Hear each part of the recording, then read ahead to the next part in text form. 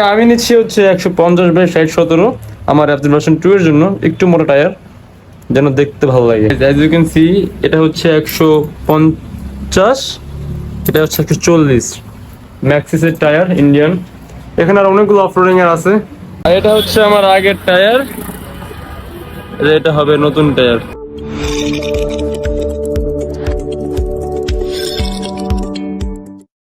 Hello everyone, assalamu alaikum. This is Ornim here and welcome to another new vlog.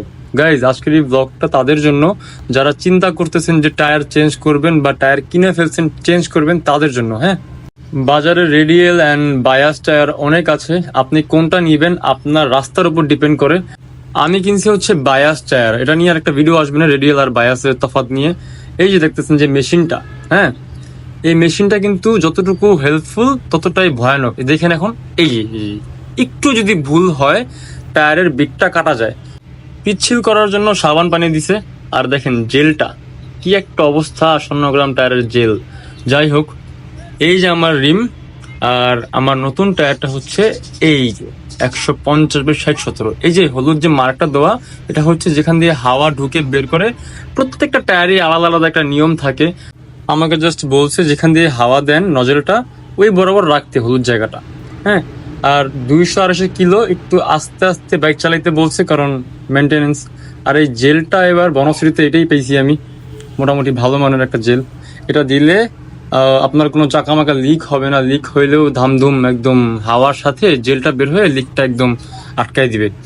আর সবসময় চেষ্টাই করবেন, আমি আবারও বলি যে বাচ্চা দোকানে থাকলে এই কাজ করতে দিবেন না, কারণ এই কাজটা বাচ্চাদের না, এটা যারা এক্সপিরিয়েন্স অনেক বেশি তারা করলে বেটার।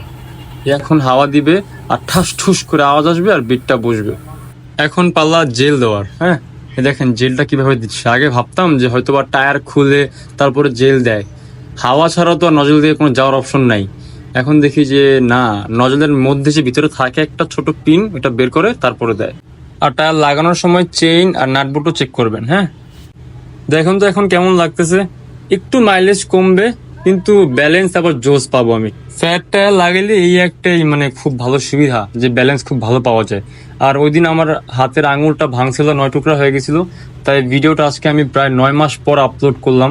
গাইজ, আমি ভাবতেছি সবগুলো বাংলাদেশের যে বড় বড় মোটর ব্লগার আছে তাদের সবার না আমি প্যারোডি ভিডিও করব। তো কেমন হবে, যেহেতু আমি ছোট থেকে তাদের দেখি, আমি তাদের পুরোপুরি না একদম মানে ক্যারেক্টার আমার মধ্যে আমি আনতে পারবো, অতটুকু ভরসা আছে। আমি জানি যে তারা কিভাবে কি করে না করে, তারা কি বলে না বলে। আপনারা বললে আমি করব প্যারোডি ভিডিও প্রত্যেকটা বাইকার মোটর ব্লগারের। ওকে, একটু ক্রিঞ্জ খাবো বাট ওকে, মজা হবে, মানে মজাই হইব। যাই হোক, আমি এই ভিডিও আজকের এই পর্যন্তই।